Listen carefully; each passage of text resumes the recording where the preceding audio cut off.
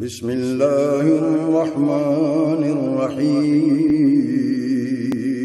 شروع اللہ کے نام سے جو بڑا مہربان نہایت رحم والا ہے۔ لقد أنزلنا إليكم كتابا فيه ذكركم أفلا تعقلون۔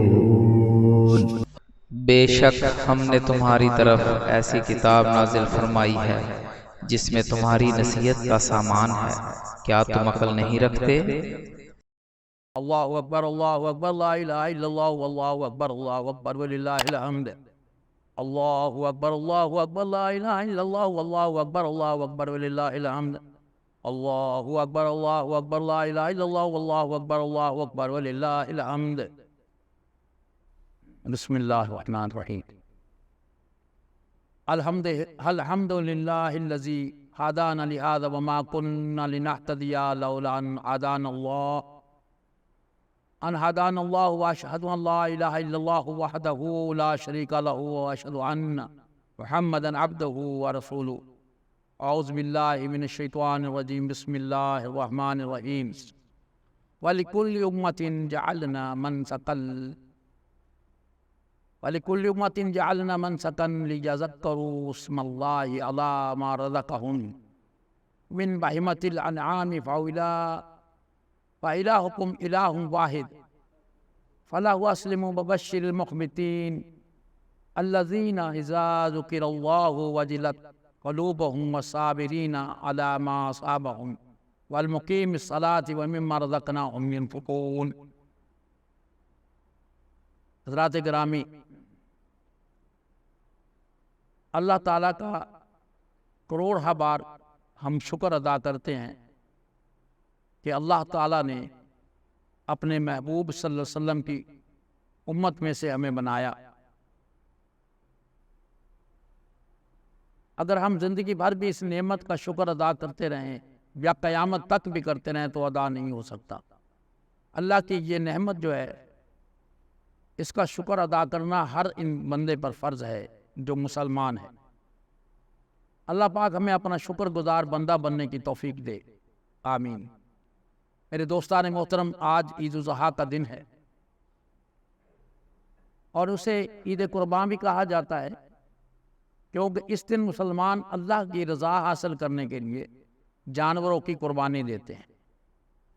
اللہ پاک نے سورۃ حج کی آیت نمبر 34 میں فرمایا، جو کہ میں نے پہلے بیان کی، 34 اور 35، ہم نے ہر امت کے لیے ایک قربانی مقرر کی تاکہ وہ ان پالتو چوپاؤں پر اللہ کا نام لے کر انہیں ذبح کریں جو اللہ نے انہیں دیے ہیں۔ سو تمہارا معبود ایک معبود ہے، تو اسی کے تم فرمانبردار ہو جاؤ اور عاجزی کرنے والوں کو خوشخبری سنا دو۔ اگر آپ غور کریں تو پتہ چلتا ہے کہ ایک تو ہر امت پر قربانی فرض تھی جو کہ پہلے امتیں گزر چکی ہیں، لیکن اس کا طریقہ مختلف ہو سکتا ہے۔ اور دوسرا یہ وعدہ کیا کہ وہ چوپائے جانوروں پر اللہ کا نام لے کر پھر قربانی کریں، پھر ان کو ذبح کریں جو اللہ نے تمہیں دے رکھے ہیں۔ تو جن کو اللہ نے نوازا ہے، صاحب استطاعت ہیں، ان پر قربانی فرض ہے۔ اسی آیت پاک میں قربانی کا ذکر کرنے کے بعد اللہ کی وحدانیت کا ذکر ہے، فرمایا فَإِلَٰهُكُمْ إِلَٰهٌ وَاحِدٌ، سمجھ لو کہ تم سب کا معبود برحق صرف ایک ہی ہے۔ فَلَهُ أَسْلِمُوا، تم اسی کے تابع و فرمان ہو جاؤ، یعنی جو حکم ملا ہے اس پر عمل کرو اور عاجزی کرو۔ بے شک وَبَشِّرِ الْمُخْبِتِينَ، عاجزی کرنے والوں کے لیے خوشخبری ہے۔ تو پتہ یہ چلا کہ اگر قربانی کرتے وقت آپ کے دل میں عاجزی ہو اور مقصد اللہ کی رضا کا حصول ہو تو قربانی قبول ہے۔ اب یہ عاجز لوگ، فرمانبردار لوگ جن کی قربانی قبول ہے، وہ کیسے ہیں، ان کا ذکر بھی اللہ پاک نے اگلی آیت میں کر دیا ہے۔ یہ بات آپ نے بڑے غور سے سننی ہے۔ آپ جب قربانی کرتے ہیں تو کیا کرتے ہیں؟ ہم اس جانور کو زمین پر لٹاتے ہیں اور اللہ کا نام لے کر چھری پھیرتے ہیں تو نام کس کا آیا؟ ہمارے رب کا، رب محمد صلی اللہ علیہ وسلم کا۔ آپ نے غور کرنا ہے کہ جب ہمارے خالق و مالک کا نام آیا تو دل کی کیفیت کیا ہونی چاہیے؟ اگر کیفیت وہ ہو جو اللہ نے قرآن میں بیان کی تو سمجھ لیں کہ آپ کی قربانی قبول ہے۔ اللہ پاک نے اس کا ذکر سورہ حج کی آیت نمبر 35 میں کیا۔ وہ لوگ جو قربانی اللہ پاک کا حکم بجا لانے کے لیے کرتے ہیں اور اس کے تابعدار اور فرما بردار ہو جاتے ہیں، تو فرمایا الذین اذا ذکر اللہ، جب قربانی کے جانوروں پر اللہ کا ذکر کیا جاتا ہے تو یار کا نام آتے ہی وجلت قلوبہم، ان کے دل خوف خدا سے ڈر جاتے ہیں، لرز جاتے ہیں کہ کہیں ایسا نہ ہو کہ مالک میری اس قربانی کو رد کر دے۔ اب آپ اپنے گریبان میں جھانک کے دیکھیں، کیا ہماری قربانی ایسی ہوتی ہے؟ تو پتہ چلے گا کہ قربانی کی تیاری کیسے کرنی ہے۔ اور اکثر کو تو پتہ ہی نہیں۔ میرے عزیزو، آپ نے ابھی جا کے قربانی کرنی تو اپنی نیت پہلے درست کر لیں۔ قربانی مالک کی رضا کے لیے کریں، نہ کہ لوگوں کو دکھانے کے لیے۔ لیکن میرا اپنا ایک تجربہ ہے، بہت سے لوگ قربانی صرف دکھانے کے لیے کرتے ہیں۔ کچھ لوگ ایسے بھی ہیں کہ وہ ان کے پاس پیسہ نہیں، وہ کہتے ہیں ہم ادھار لے کے کر لیتے ہیں تاکہ ہمارا ناک رہ جائے۔ اللہ کو یہ گوشت نہیں چاہیے، اللہ پاک کو قربانی کے جانور کا کچھ نہیں چاہیے، اب تمہارے دل کا تقوی چاہیے۔ اگر تقوی نہیں ہے وہ آپ کی قربانی فضول ہے۔ تو اللہ تبارک و تعالیٰ نے مزید ان لوگوں کی خصوصیات بیان کی ہیں، وَالصَّابِرِينَ عَلَىٰ مَا أَصَابَهُمْ وَالْمُقِيمِ الصَّلَاةِ وَمِمَّا رَزَقْنَاهُمْ يُنْفِقُونَ، اور ان پر جو مصیبت آئے اس پر صبر کرنے والے اور نماز قائم کرنے والے، اور ہم نے جو انہیں جو کچھ دیا اس میں بھی دیتے رہتے ہیں۔ تو پتہ چلا کہ بندے میں عاجزی پیدا ہونا ایک ایسا عمل ہے جو اللہ کو پسند ہے، لیکن مالک جو چاہے کر سکتا ہے، لیکن جب اس کا حکم آ گیا تو اس کا ذکر، اس کا انکار کرنا کفر ہے۔ اس لیے قربانیاں مقرر ہوئیں کہ خالق اور رازق اسے مانا جائے، نہ کہ قربانیوں کے گوشت و خون سے اللہ کو نفع ہوتا ہے۔ اللہ تعالیٰ ساری مخلوق کو دینے والا ہے، وہ غنی ہے اور کل بندوں سے بے نیاز ہے۔ دور جاہلیت میں ایک بیوقوفی یہ بھی کی جاتی تھی کہ قربانی کا جانور کا جو گوشت ہوتا تھا وہ اپنے بتوں کے سامنے رکھ دیتے تھے اور ان پر خون کے چھینٹے دیتے تھے۔ یہ بھی دستور تھا کہ بیت اللہ شریف پر بھی قربانی کے خون کے چھینٹے وہ ڈالتے تھے۔ مسلمان جب ہو گئے، وہ صحابہ کرام رضوان اللہ اجمعین نے ایسا کرنے کے بارے میں سوال کیا، جس پر یہ آیت اتری کہ اللہ تو تقوی کو دیکھتا ہے، اسی کو قبول فرماتا ہے اور اسی پر بدلہ عنایت فرماتا ہے۔ چنانچہ صحیح حدیث میں ہے کہ اللہ تبارک و تعالیٰ تمہاری صورتوں کو نہیں دیکھتا، نہ اس کی نظریں تمہارے مال پر ہیں، بلکہ اس کی نگاہیں تمہارے دلوں پر اور تمہارے اعمال پر ہیں۔ پس قبولیت کا مرکز و محور دل ہے۔ حضرت براء بن حازب کہتے ہیں رسول اللہ صلی اللہ علیہ وسلم نے فرمایا، سب سے پہلے ہمیں اس دن نماز عید ادا کرنی چاہیے، پھر لوٹ کر قربانیاں کرنی چاہیے۔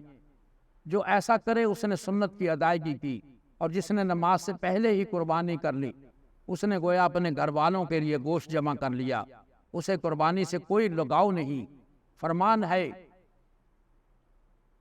پیارے آقا صلی اللہ علیہ وآلہ وسلم، آپ قربانی کے جانوروں کے رنگ میں بھی افضلیت رکھتے تھے۔ رسول اللہ صلی اللہ علیہ وسلم کا فرمان ہے کہ 2 سیاہ رنگ کے جانوروں کے سے بہتر یہ ہے کہ آپ ایک عمدہ سفید جانور کا قربانی دیں، وہ اللہ کو زیادہ محبوب ہے۔ بات کرنے کا مقصد یہ ہے کہ اللہ کے محبوب صلی اللہ علیہ وسلم نے سفید جانور کو زیادہ پسند کیا، وہ زیادہ افضل ہے۔ آپ نے فرمایا کہ اگر آپ 2 کرتے ہیں تو اس کی جگہ ایک ہی سفید کر دیں تو وہ بھی ٹھیک ہے۔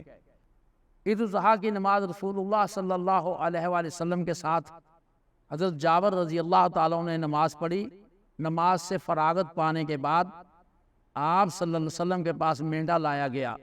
آپ صلی اللہ علیہ وسلم نے دعا فرمائی، بسم اللہ واللہ اللہ اکبر، اللہم ھذا عنی عمن لم یذبح یدحی من امتی پڑھ کر ذبح کیا اور کہا اے اللہ یہ میری طرف سے ہے اور میری امت میں سے جو قربانی نہ کر سکے اس کی طرف سے ہے۔ آپ اندازہ لگائیں کہ پیارے آقا صلی اللہ علیہ وسلم نے کسی مقام پر کسی جگہ پر بھی امت کو بھولا نہیں، آپ نے ہمیشہ اپنی امت کو یاد رکھا، اور امت وہ کام ہی نہیں کرتی جو پیارے آقا صلی اللہ علیہ وسلم نے ارشاد فرمائے، اسی لیے ہم گرداب میں ہیں۔ تو میرے دوستو، اللہ پاک کے حبیب صلی اللہ علیہ وسلم نے کہا اے اللہ یہ میری طرف سے اور میری امت کی طرف سے قربانی ہے۔ حضرت ابو رافع رضی اللہ تعالیٰ عنہ فرماتے ہیں کہ قربانی کے موقع پر رسول پاک صلی اللہ علیہ وسلم کے پاس 2 مینڈے موٹے موٹے تازہ تیار عمدہ بڑے سینگوں والے چتکبرے وہ آپ خریدتے، جب نماز پڑھ کر خطبے سے فراغت پاتے تو ایک جانور آپ صلی اللہ علیہ وسلم کے پاس لایا جاتا، آپ صلی اللہ علیہ وسلم وہی عیدگاہ میں ہی خود اپنے ہاتھ سے اس کو ذبح کرتے اور فرماتے اللہ تعالیٰ یہ میری ساری امت کی طرف سے ہے جو بھی توحید و سنت کا گواہ ہے۔ پھر دوسرا جانور حاضر کیا جاتا ہے جسے ذبح کر کے فرماتے ہیں یہ محمد صلی اللہ علیہ وسلم اور آل محمد صلی اللہ علیہ وسلم کی طرف سے ہے۔ پھر دونوں کا گوشت مسکینوں کو بھی دیتے ہیں، آپ صلی اللہ علیہ وسلم کے گھر والوں کو بھی وہ گوشت دیا جاتا ہے۔ حضرت ابراہیم رضی اللہ تعالیٰ عنہ فرماتے ہیں کہ مشرک لوگ اپنی قربانی کا گوشت نہیں کھاتے تھے، وہ اس کے خلاف مسلمانوں کو اس کے گوشت کے کھانے کی اجازت دی گئی، اب جو چاہے کھائے جو چاہے نہ کھائے۔ حضرت مجاہد رضی اللہ تعالیٰ عنہ فرماتے ہیں کہ مشرک لوگ اپنی قربانیوں کا گوشت نہیں کھاتے تھے، جبکہ نبی اکرم صلی اللہ علیہ وسلم نے فرمایا مسلمانوں کو اجازت دے دی گوشت کھانے کی، اب جو چاہے کھائے جو چاہے نہ کھائے۔ مجاہد رضی اللہ تعالیٰ عنہ فرماتے ہیں صحیح مسلم کی حدیث میں ہے کہ اللہ تبارک و تعالیٰ نے ہر چیز کے ساتھ سلوک کرنا سکھایا ہے، دشمنوں کو میدان جنگ میں قتل کرتے وقت بھی نیک سلوک رکھو اور جانوروں کو ذبح کرتے وقت بھی اچھی طرح سے نرمی کے ساتھ ذبح کرو، چھری تیز کر لیا کرو اور جانور کو تکلیف نہ دیا کرو، اسی لیے جانوروں کو ذبح کرتے وقت اس بات کا خیال رکھیں۔ سنن ابو داؤد میں فرمایا کہ جانور میں جب تک جان ہے اس کے جسم کا کوئی حصہ نہیں کاٹنا چاہیے، اگر آپ نے کوئی حصہ کاٹ لیا تو اس کا کھانا حرام ہے۔ گوشت کی تقسیم بھی سنت کے مطابق کریں، ایک حصہ آپ کے لیے ہے، ایک یتیموں مسکینوں اور فقیروں کے لیے ہے، ایک عزیز و اقارب کے لیے ہے۔ جو حصہ آپ کا ہے پہلے 3 دن سے زیادہ رکھنے کی اجازت نہ تھی، مگر پھر آقا صلی اللہ علیہ وسلم نے مرحمت فرمائی۔ حدیث میں ہے کہ رسول پاک صلی اللہ علیہ وسلم نے فرمایا میں نے تمہیں قربانی کے گوشت کو جمع کر کے رکھنے سے منع فرمایا تھا کہ 3 دن سے زیادہ نہ رکھا جائے، لیکن اب میں اجازت دیتا ہوں، کھاؤ اور جمع کرو، جس طرح چاہو آپ کر سکتے ہو۔